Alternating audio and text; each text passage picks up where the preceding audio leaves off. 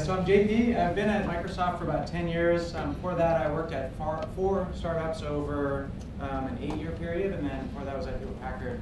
I've been in imaging for about 20 years, and just recently I've been in this group for about 3 months now. So the group is relatively new. I'm one of the old hands in the group, but it's taken off really quick. It's amazing.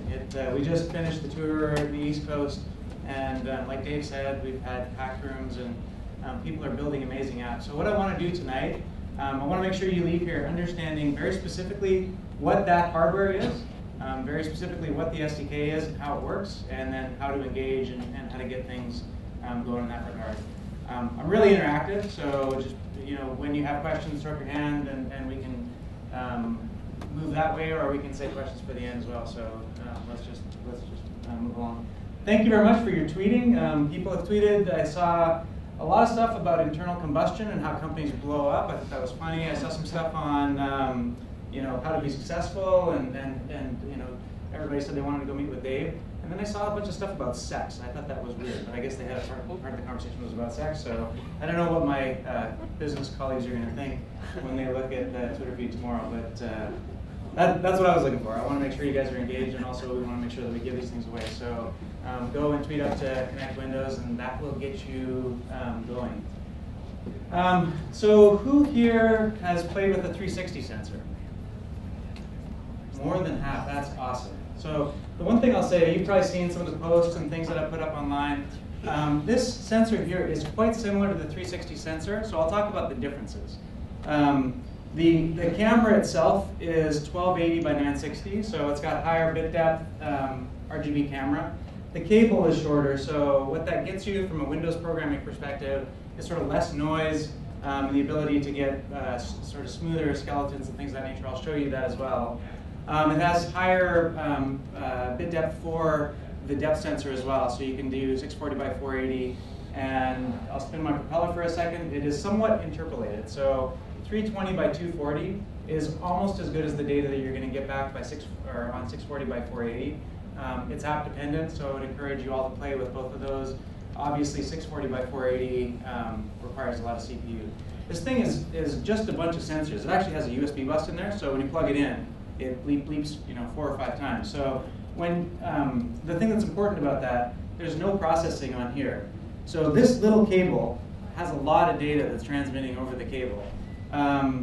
That's important because then when you think about what's happening on the computer, all of the calculations and things of that nature are actually happening on the CPU as well. So while you can hook up 4 of those to one machine, each pretty much has to have its own USB controller, because the Kinect sensor takes about 50% of the bandwidth. So that's important to note as you think about how are you going to do how are you going to build the apps that you want to build. There's people that are building 360-degree systems, and so you'll actually set one here, one here, one here, and one here, and then have them look out. So the field of view here is 70 degrees, edge to edge. So you conceivably get almost 360. Or there's other people that want to do, when you're walking up a field, because the range is only 4 meters, so it's 80 centimeters to 4 meters, or in near mode, 30 centimeters to 3 meters.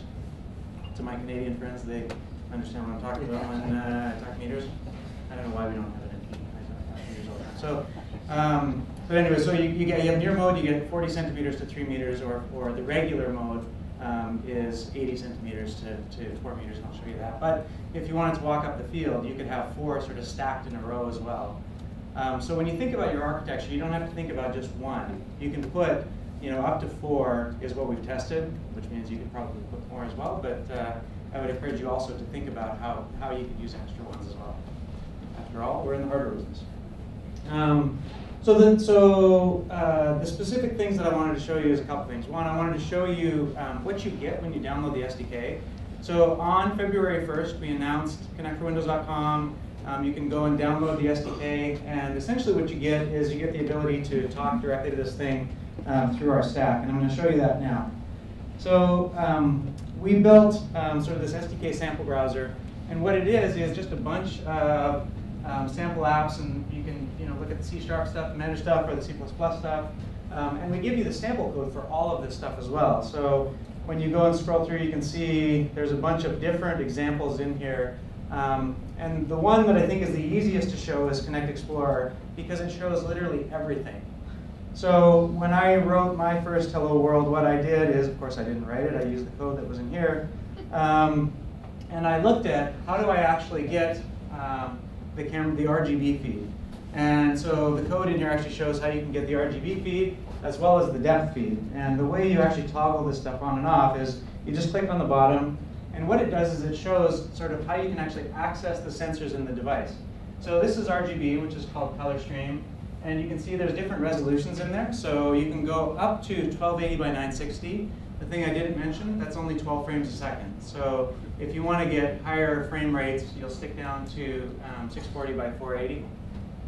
Then there's the depth stream, and the way to think about this, we might want to, I guess we can't do the lights, but the way to think about this depth sensor here is the closer you get to the sensor, the more the color changes. So as I'm going 80 centimeters here, you can see I'm getting near proximity, and then when I'm in regular mode, as I get closer than 40 centimeters, it knows that you're closer than 40 centimeters, but it doesn't exactly give you the depth back. And sometimes that happens, so you have to like. So seriously, that's going to happen in your code. So when that happens, what you need to do here for the skeleton stream, it says, how do you want to actually track your skeletons? What a lot of people do is they don't track all the skeletons. They say just track the closest one. So here you can actually just lock onto the closest player, or you can lock onto one player. So there's people that are building game apps, and when you first walk up to it, it locks onto you. It never leaves you, so it never forgets about you until you walk out of the frame. And you can see here, this shows when you're walking out of the frame. So like in this code, we show when I'm at the edge or when I'm clipping on the bottom or on the sides as well. So you actually get those that data back as well. Yes? How many skeletons can you track at the same time? So you can track 6 bodies, but only 2 skeletons. So and the way this was built, we ported it from Xbox. You think about how this actually works. Xbox only ever needed 2 skeletons. So our quickest time to market was giving you 2 skeletons, but we also keep track of 6 people in the room. And so, and then you have infinite data. Like this sensor can actually track the volume of the room right now. So if you wanted to get into the gnarly, depth data, you could also do that. But are those raw data available in this SDK? The raw data, yeah. Yep. So if you're not getting what you want from skeleton, you just, because the way it works, you get 640 by 480, and each one of those pixels is 16 bits. The first 3 bits is the player, and the last 13 bits is the depth in millimeters.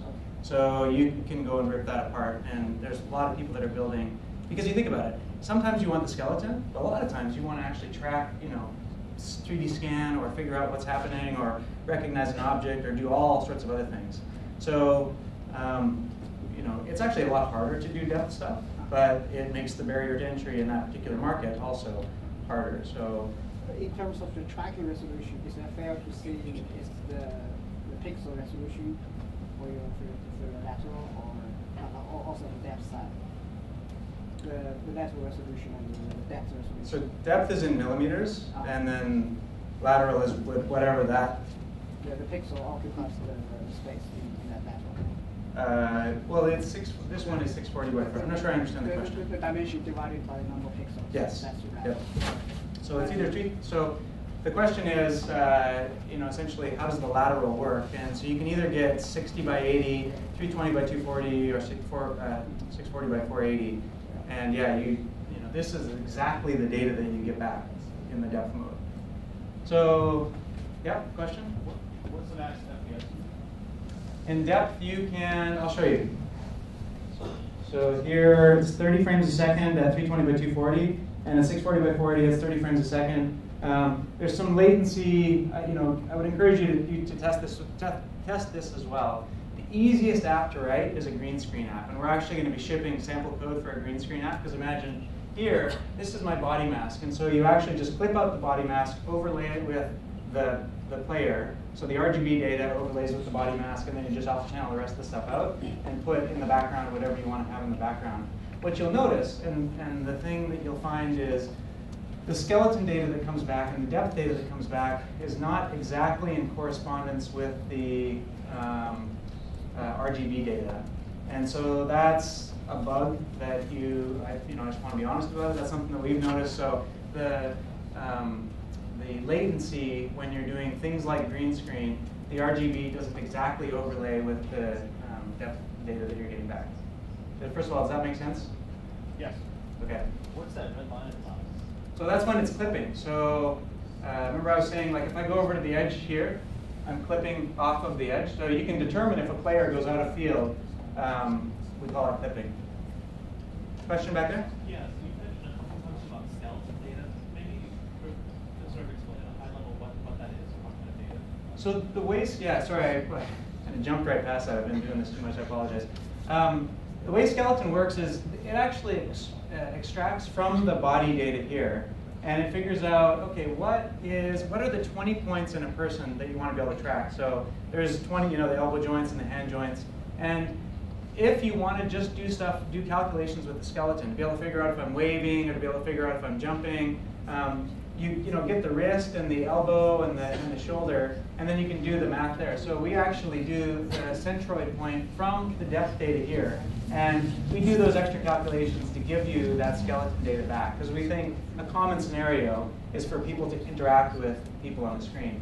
So here, when I have my hand up and it has that skeleton that data point right there, it actually is giving you programmatically the XYZ for my center of my hand, my center of my wrist, and then you can show it doing motions like that. So does that answer that question? Yep. Can you track the fingers? No. Question was, can you track fingers? And the answer is not today. So in RGB, yes, but it actually just tracks the center of the hand there. Yep. Have you solved the problem of it having errors when you're sideways to the camera, or is it always still assuming you're facing it? So 30 degrees is the best, the absolute best scenarios, right in front of the camera, looking straight into it. It has access to your full body. Because you'll notice what it's actually doing here is when, see these joints here, it actually, when I get closer to it, they actually fade away. That means it doesn't have a high probability those are actually my legs. And so we are telling it graphically there. And then when I go away from sort of more than 30 degrees off, you'll see some of the joints actually become less confident that they're actually joints. And so this is the best mode to be in. And then programmatically, you need to smooth it out and do your analysis based on the program that you're writing. Can it track a body lying on the ground doing things? Lying down is hard. Yeah. Yeah. Hasn't been solved yet? Not easily. Not without depth. Hey, JP. Yeah? Just one thing from all three of those questions are things that the teams at Microsoft Studios are working on and have, I'll call them, creative solutions around. So JP's absolutely right. You walk in, you kind of try with what's there. There's certain things, but the benefit of the program is that you'll get people who've been wrestling with those problems. We've seen finger tracking. It's not perfect. It's not on the platform yet. We've seen things like laying on the ground and what you can do to get pretty darn close as we think about titles like fitness and healthcare. So a big part of this is the best practices, things we've learned in studios, complementing what's there in the SDK. So absolutely right on where we are. There's some help, let's say, in the wings if you get into the accelerator to help you with that. So will that be showing up in the SDK? Over time, yes. How quickly it gets there is a function of how we work with the platform team and the Kinect for Windows team. Okay. You guys get access, people in the accelerator get access to this stuff a little bit early, which is a fun thing. So you mentioned your accuracy of depth is millimeters. What is your accuracy of some of these joints, like the head, depth and in horizontal, vertical? You mean within varying degrees? So in the field of view of the camera in a 3D space, how accurately can you identify the position with respect to the focal point of the camera? Actually, I don't know the exact answer. It depends on, because if you're looking at if you're looking at 320 by 240, it would be different than 640 by 480. But I don't think your answer was really precise precise mathematically. I don't know if I know the answer to that. Yep. How close is the API to what you get on the Xbox? Quite similar. Quite similar. So they're like we call our skeletons players, as an example. Okay. And a lot of the But we'll need an functionality. abstraction layer if we want to target both then. Are you writing stuff both on the Xbox and on the PC? Yeah, that's our goal. Okay, we should chat later. There's some interesting stuff happening in that regard as well. Yep. How far can you drill down into the code if I wanted to rewrite the skeleton tracking for horses? If you want, so you get access to the depth. The way all this stuff is done is through depth. And so if you wanted to, other people, as an example, military needs to be able to track some very specific things that aren't covered off in this, and so they need to recognize, weapons, what type of weapon, that kind of stuff. And so they are using depth in this case. Right. And so in your horse case, you would, because it can't track animals or that kind of stuff, unless you're doing depth, then you would just then programmatically build that as well. Right. You were saying it tracks 6 bodies with 2 skeletons. How much control do you have over which skeletons it's following? So this is what I was showing before. In the skeleton tracker here, you've got, what you do is either you track the closest, or you lock onto 1 or 2, or they have this sort of algorithm that says most active as well. So what most people are doing, I'm finding, especially for Windows programming, is sticky. So imagine you're in a shopping mall and you walk past a Kinect sensor that wants to show you in sort of green screen environment or motion, show you as Ronald McDonald as an example. It would lock onto you, and then it would, because you wouldn't want it to have show other people and stuff like that, so it would use sticky 1 or sticky 2. That's what I find most people are doing. Yep. So depth is defined as different colors on that screen, or 2 cameras, parallel cameras, you get depth defined as like yeah. Let me just turn off everything but depth.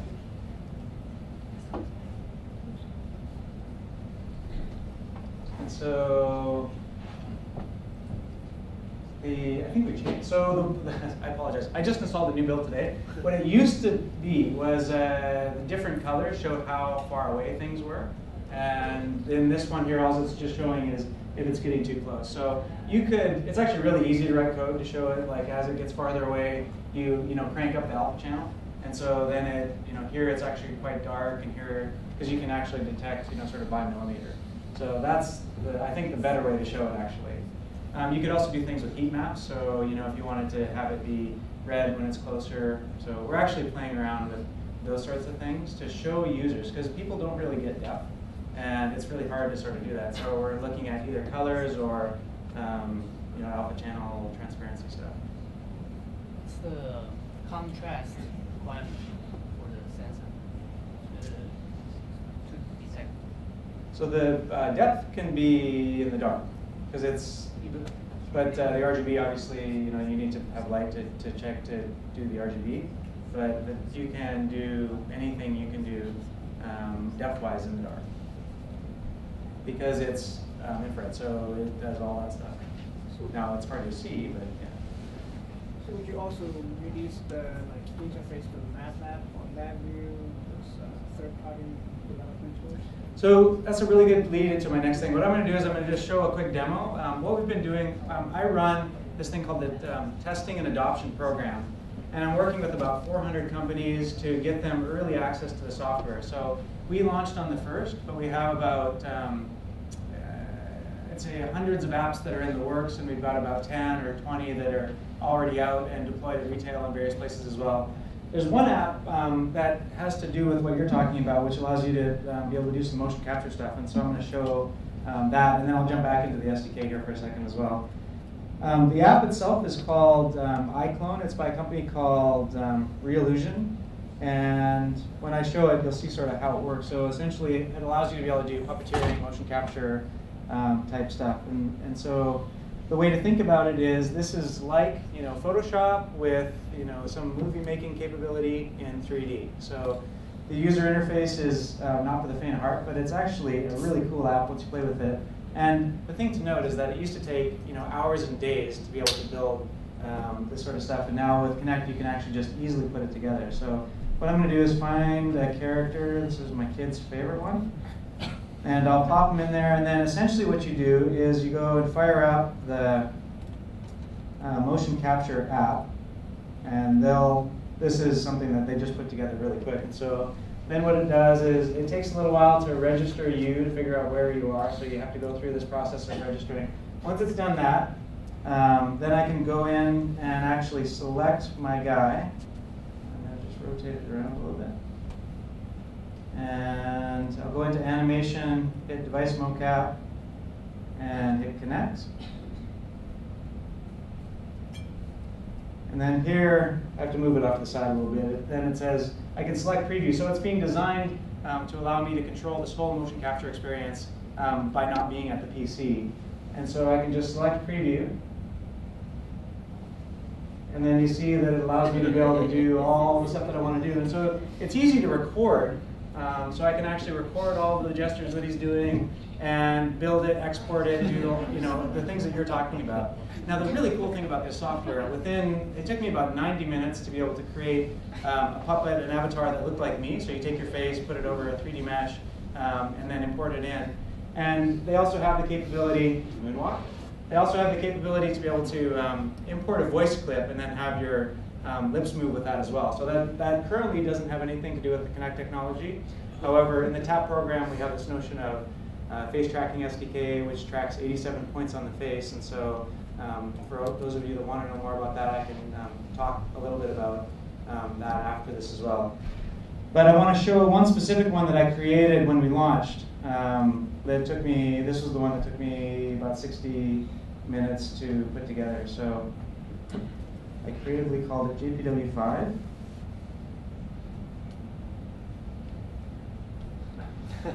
So you can see there I was a jumble of joints, but what I'm going to do is go back into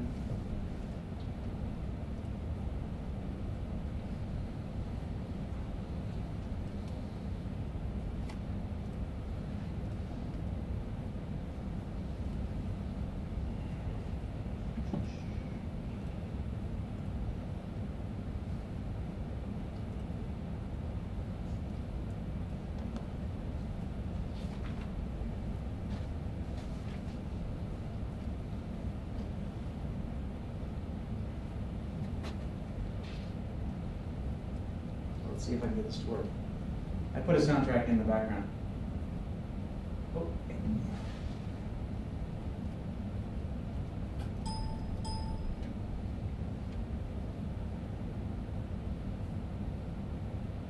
Hello and good afternoon. This is J.P. Wallersheim from Microsoft.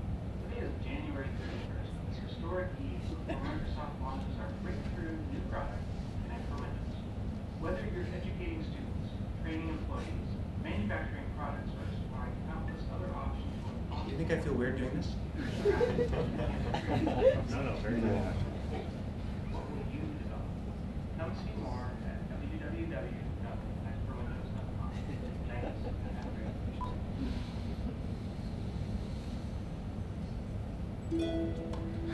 We started with a sensor that turned voice and movement into magic. Xbox. Play.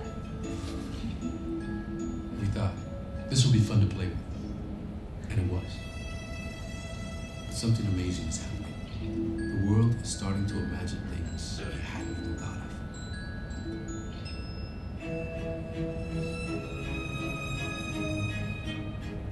of. Unexpected things. Hopeful things.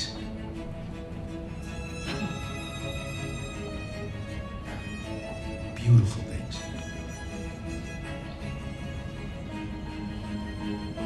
Inspired things.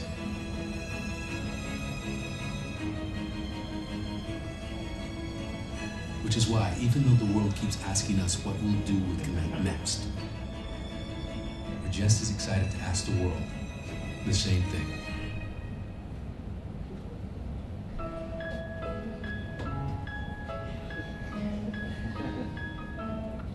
So I don't know if you've seen that commercial, but that's, it's easy to turn that into 3D as well. So it's real fun to play with the software. They offer a discount. You can check that out on our site as well. And That's it. If you want to ask questions after, I'll be here all night.